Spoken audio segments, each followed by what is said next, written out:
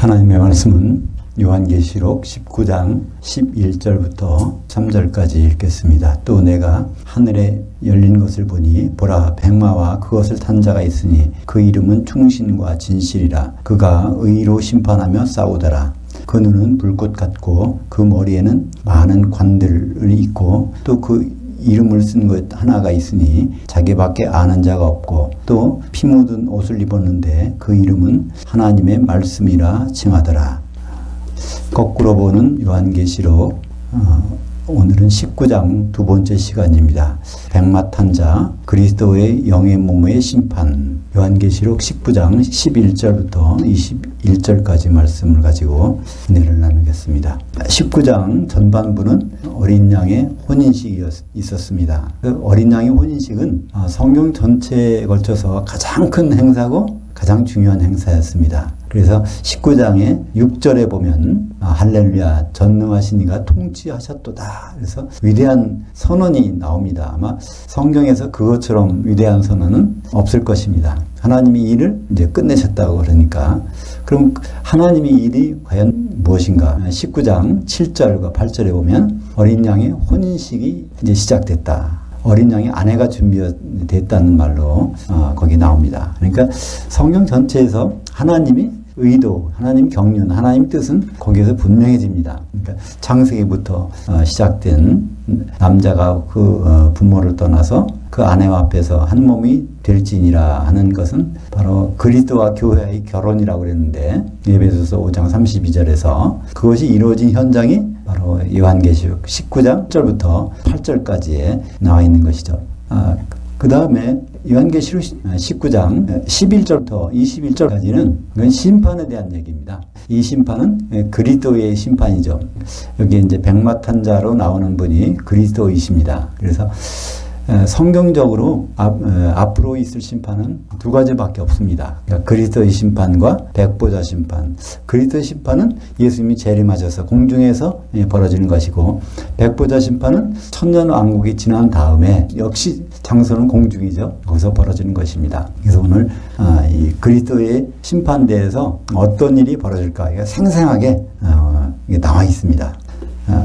오늘 이 본문으로 들어가기 전에 이 본문에 해당되는 것을 예수님이 미리 말씀하신 것이 있습니다. 마태복음 10장 28절 한번 읽어보겠습니다. 몸은 죽여도 혼은 능히 죽이지 못하는 자들을 두려워하지 말고 오직 몸과 혼을 지옥에 멸하실 수 있는 이를 두려워하라.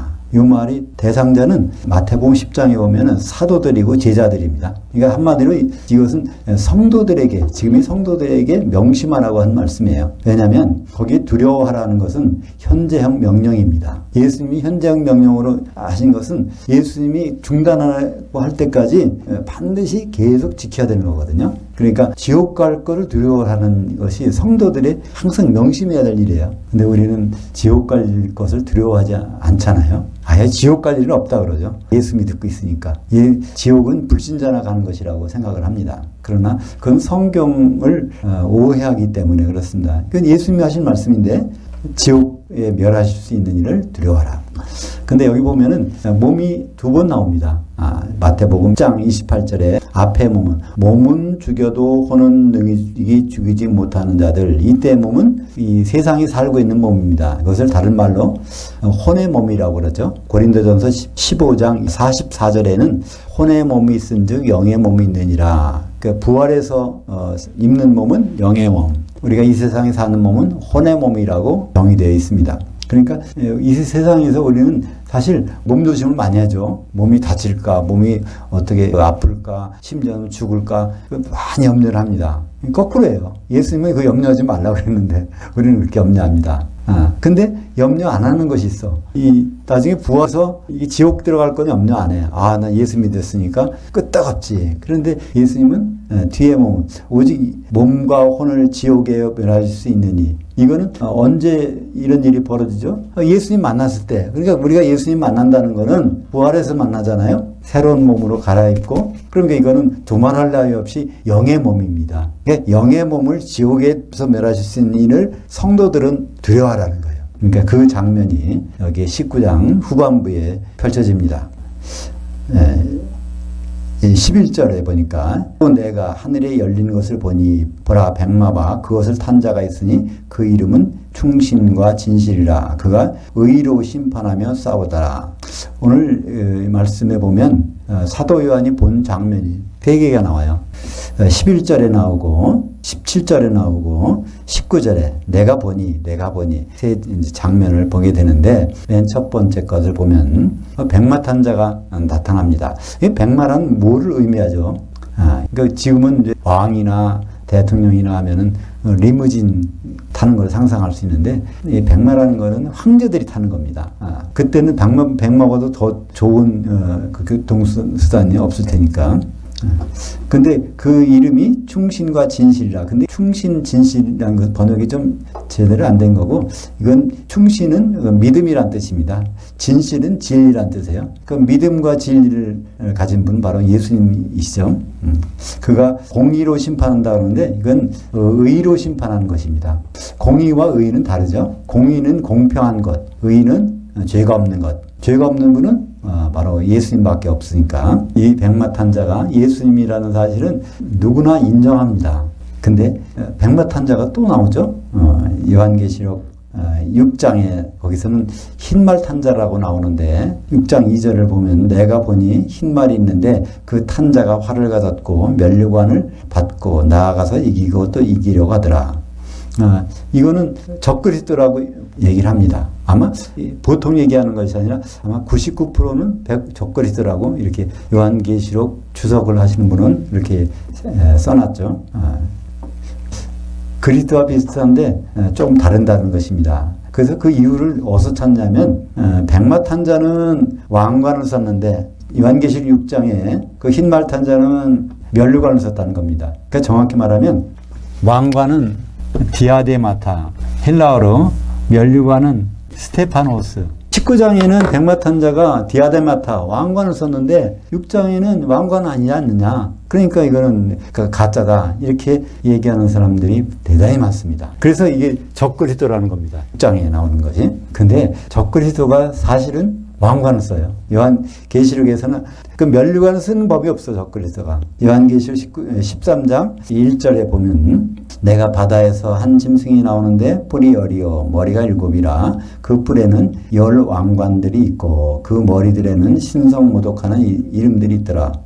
바로 디아데마타를 썼단 말이에요. 그러니까 우리말 번역에 보면 19장 12절에는 그냥 관들을 썼다고 돼 있고 13장 1절에 보면은 왕관이라고 그랬으니까 다른 것 같지만 똑같은 디아데마타입니다. 그러니까 적그리스도가 스테파노스를 안 써요. 그러니까 더욱 분명하죠. 19장에 나오는 장면은 이제 초대교회 때가 아니고 심판을 왕이시니까 당연히 왕관을 쓰시는 거죠.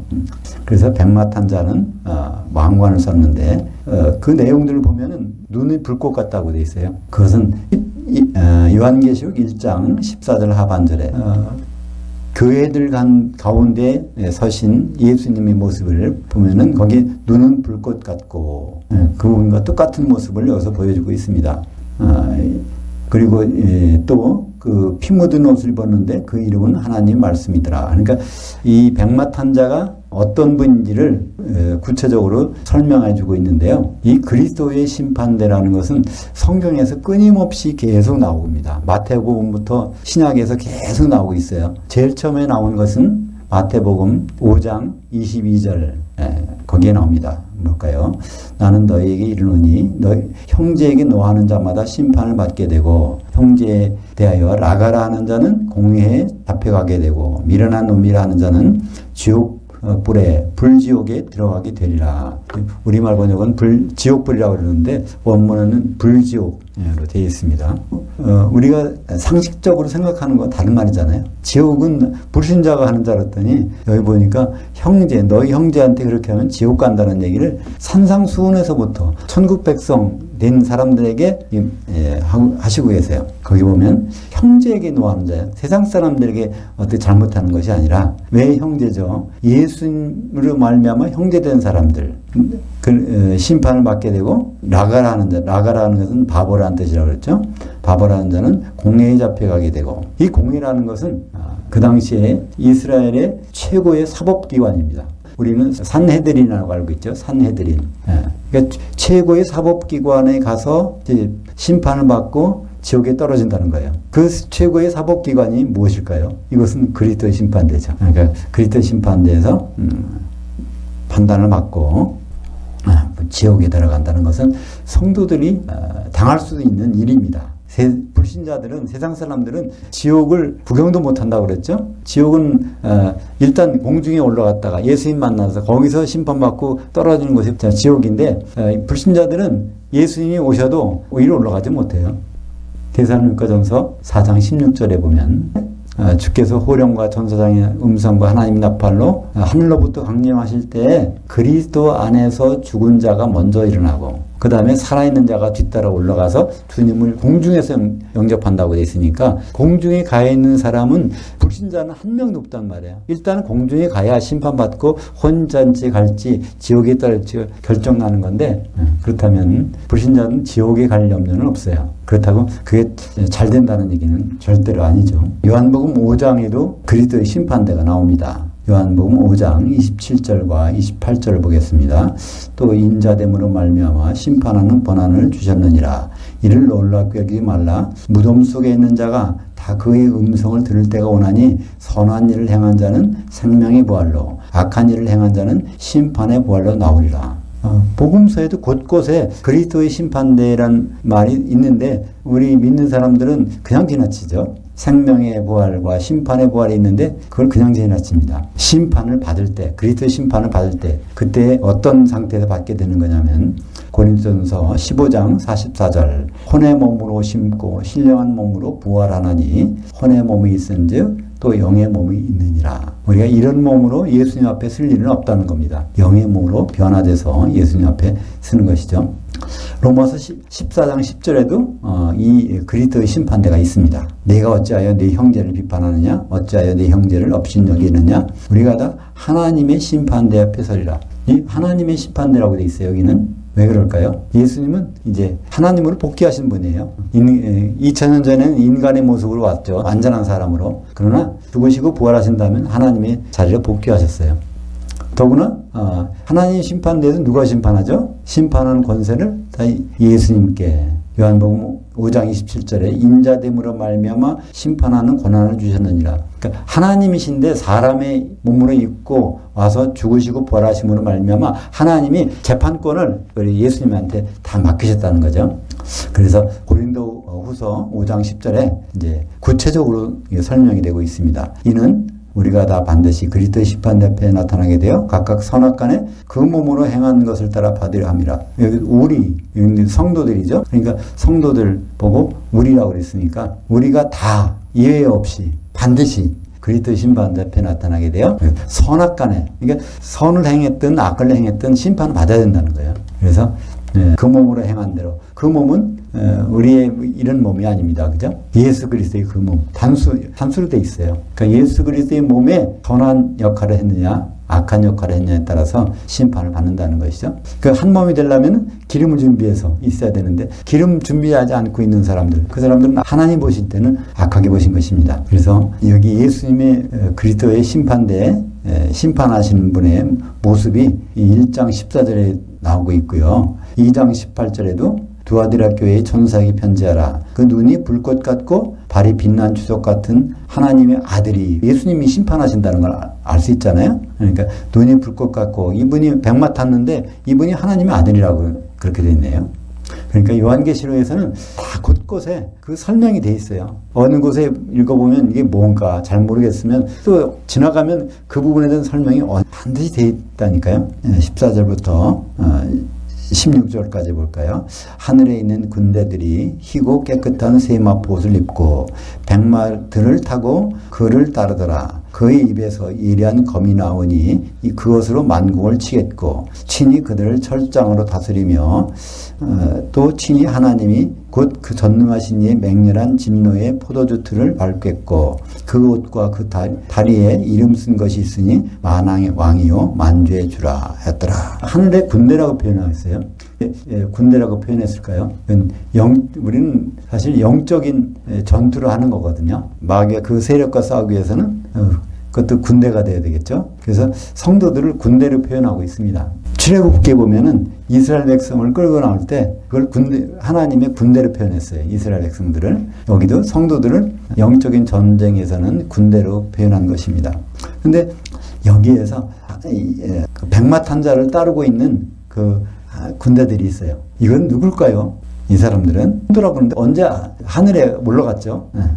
그래서 이것은 요한계시록 앞에 부분에 보면은 나오는데, 첫째 빌라델피아 교회, 그들은 한 시간의 시험을 안 받는다고 돼 있어요. 그러니까 전 3년반에는 이마에 인을 쳐서 해하지 못하게 하고, 후 3년반 되면은 요한계시록 14장에 시온산에 올라가 있다고 그랬어요. 시온산에 그 자리는 보좌가 있는 자리니까 셋째 하늘이죠. 그러니까 하늘에 있는 군대들, 여기 따라서 오는 사람들이, 그들이 여기에 포함될 거고, 또 두 증인들이 있죠. 두 증인은 후 3년반 시작되자마자 순교를 당하고, 그 다음에 그들이 3일 반 만에, 3년 반 만에 벌떡 일어나서 이리로 올라오라. 그래서 그 위로 올라간 것이 돼 있어요. 그러니까 세 개의 교회, 그러니까 두 증인 교회와 빌라델피아 교회, 그들이 이제 예수님이 내려오실 때 같이 내려오는 거죠. 데살로니가전서 3장 13절에 하반절에 주 예수께서 그의 모든 성도들과 함께 강림하실 때, 재림하실 때 성도들을 데리고 온다고 되어 있어요. 바로 이들이 오늘 요한계시록 9장 14절에서 하늘에 있는 군대들로 표현되고 있습니다.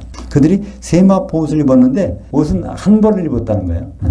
군대는 그 복수인데, 그리고 백마를 탄다고. 그래서 예수님도 백마를 타고 이들도 다 백마를 탄다고 돼 있어요. 백마도 복수입니다. 근데 거기에서 그를 따르더라. 그를 따를 때는 이건 단수예요. 복수의 군대들이 예수님을 따를 때는 한 몸이 돼서 따른다는 거예요. 그 입에서 이러한 검이 나오니 그것으로 만국을 치겠고, 또 철장으로 다스릴 것이며. 근데 철장으로 다스린다는 것은, 철장이 뭐죠? 쇠지팡이죠. 그것은 왕 사용하는 다스리는 지팡이를 상징하는데, 그건 예수님만이 갖고 있는 것은 아니에요. 예수님도 갖고 있고 이기는 자도 갖고 있어요. 한번 볼까요? 요한계시록 2장 26절, 이기는 자 곧 끝까지 내 일을 지키는 자는 만국을 다스리는 권세를 주리니, 그가 이기는 자가 철장을 가지고 그들을 다스려 질그를 깨뜨리는 것과 같이 하리라. 나도 내 아버지께 받은 것이 그러하니라. 그러니까 예수님이 그런데 이기는 자도 그렇다는 거예요. 바로 여기에 백마탄 자를 뒤따라오는 사람들, 그 사람들도 똑같이 예수님과 같이 한 몸이 이루어서 여기 참여하는 것을 볼 수가 있습니다.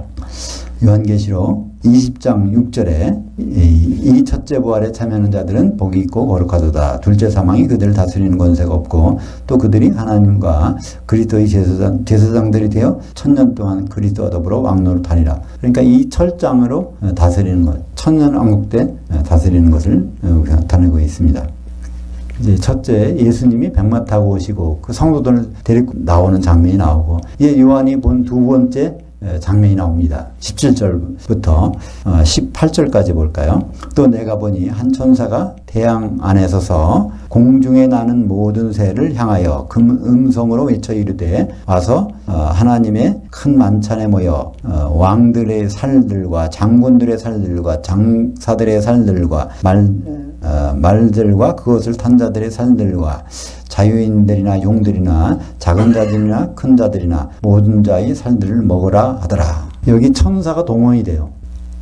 근데 그걸 새라고 그랬죠? 그래서 사도 요한이 본 거는 공중의 새를 봤어요. 근데 이 공중이라는 단어는 여기서 특별한 단어를 씁니다. 그래서 메소 우라네마라고 그래서, 메소는 가운데라는 뜻이고, 우라네마는 이게 우라노스에서 온 말이에요. 하늘 가운데. 우리는 지금 있는 것이 하늘들 있잖아요.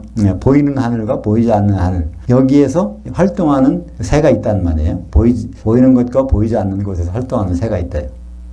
이것은 뭐 천사밖에 없잖아요. 천사들에게 만찬을 벌여놨는데 이들을 다 뜯어먹으라는 겁니다. 물론 여기에 왕들이라는 것은 그 땅의 왕들이니까 교회 성도들이죠. 교회 성도들, 장군들, 장사들, 이건 다 교회에 각각 위치를 갖고 있는 그 성도들, 예수님과 관계되는, 예수 믿는 사람들을 총동원된 거예요. 근데 변질된 사람들이죠. 이들은 어떤 사람들이죠? 일단 공중에 올라갔으니까, 공중에 있는 사람들이니까 영의 몸을 입고 올라간 거예요.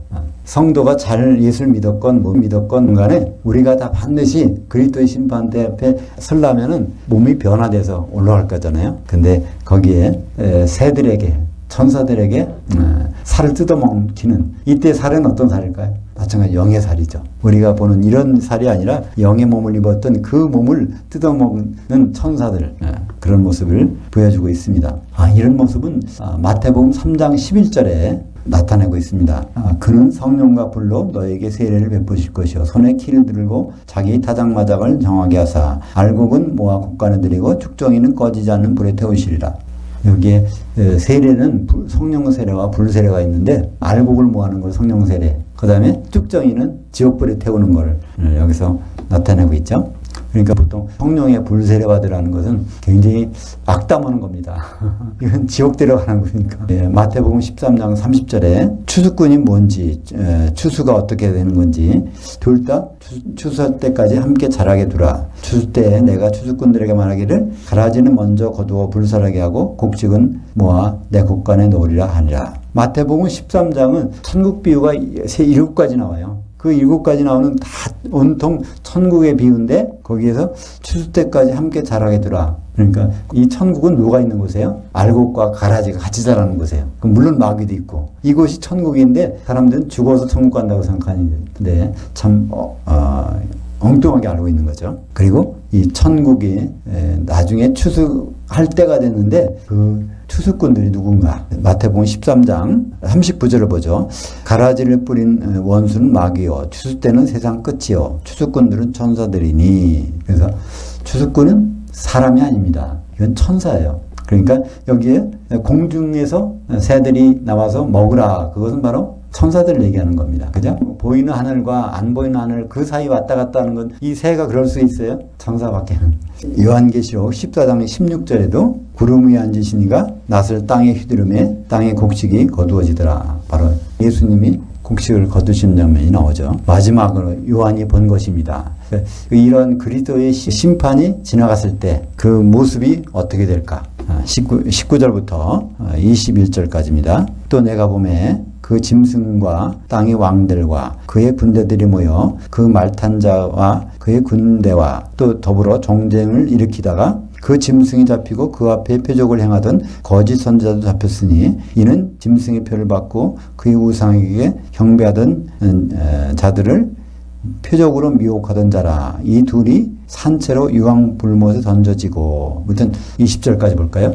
그래서 결국 백마탄 그 다음에 그 짐승의 군대와 같이 싸운 장면이 나오는데 근데 거기서 뻔하죠. 결과는 그래서 짐승과 거짓 선지자 그것은 불못에 들어간다고 되어 있습니다. 그러니까 불못은 마귀가 이제 들어가는 데인데 마귀보다 먼저 들어가는 존재가 있어요. 그것이 이 짐승과 거짓 선지자죠.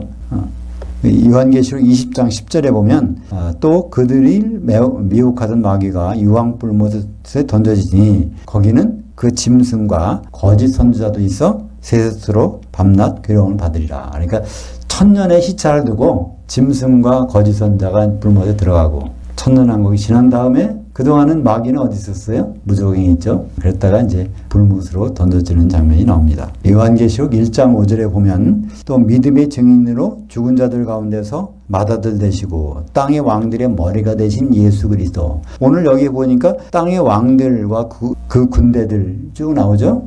근데 이들이 누구냐면 벌써 요한계시록 1장에 소개하고 있습니다. 땅의 왕들의 머리가 되신 예수 그리스도. 그러면 이 땅이 뭘까요? 교회죠. 거기에 왕들이라는 것은 성도들이고, 그러니까 이 사람들이 끝까지 가야 되는데 변질됐을 때 이런 일이 벌어지는 것을 보여주고 있습니다. 요한계시록 14장 19절에도 천사가 낫을 휘둘러 땅의 포도를 거두어 하나님이 진노의 포도주 틀에 던지매. 성경에서 이스라엘 민족, 유대인들은 보통 포도하고 무화과하고 감람류 이 세 가지를 표현하는데 요한계시록에서는 감람류는 좋은 성도, 포도주는 타락한 성도로 표현되어 있어요. 처음부터 끝까지. 그래서 포도주로 나타나는 것은 타락한 성도라고 이렇게 보시면 됩니다. 요한계시록 18장 20절 하늘과 성도들과 사도들과 선자들아 그로 말미암아 즐거워하라. 하나님이 너희를 위하여 그녀를 심판을 행하셨음이니라. 그녀에게 심판을 행하셨음이니라 하더라. 성도들에게 즐거워라 그런 거예요. 음녀교회 큰 성 바벨론이 이렇게 심판했다는 것, 그 사실을 두고. 근데 오늘은 큰 성 바벨론이라고 하지 않고 바로 짐승을 따라다니는 땅의 왕들이라고 표현하고 있어요. 그러니까 타락한 성도들은 살을 뜯어먹게 되는데 그것은 영의 몸이 그렇게 되는 거고, 다른 각도에서 이걸 봤을 때는 그냥 큰 성 바벨론이 불섞인 유리바다에 던져지는 것으로 나오고 있죠. 요한계시록 18장 11절에 보면 큰 성 바벨론이 지옥에 던져지는 장면이 나온 것이고, 오늘 보니까 땅의 왕들이 짐승을 따라다니다가 같이 살 뜯어먹히는 장면으로 표현되고 있습니다. 그러니까 그리스도의 심판대는 남의 일이 아니에요. 성도라면 반드시 생각해야 될 일입니다. 왜냐하면 일단은 거기 서야 되니까. 예수님 재림하시면 공중에 올라가서 거기 가서 어디 갈까를 생각한다면 이미 늦은 거죠. 그러니까 올라간다는 사실을 알고 예수님 만난다는 사실을 알고 우리는 지금 준비하고 있어야 됩니다. 오죽 답답하면 예수님이 마태복음 10장 28절에 몸과 혼을 지옥 보내실 일을 너희는 두려워하라고 안 했겠어요? 네. 그러니까 이 명령은 현재형 명령으로, 그러니까 이 음성이, 예수님의 음성이 우리 성도들에게는 쟁쟁이 들려와야 될 것입니다. 그것은 저주의 음성이 아니에요. 그러니까 저주를 미연에 방지할 수 있는, 그러니까 그 음성으로 우리는 들어야 될 것입니다. 기도하겠습니다.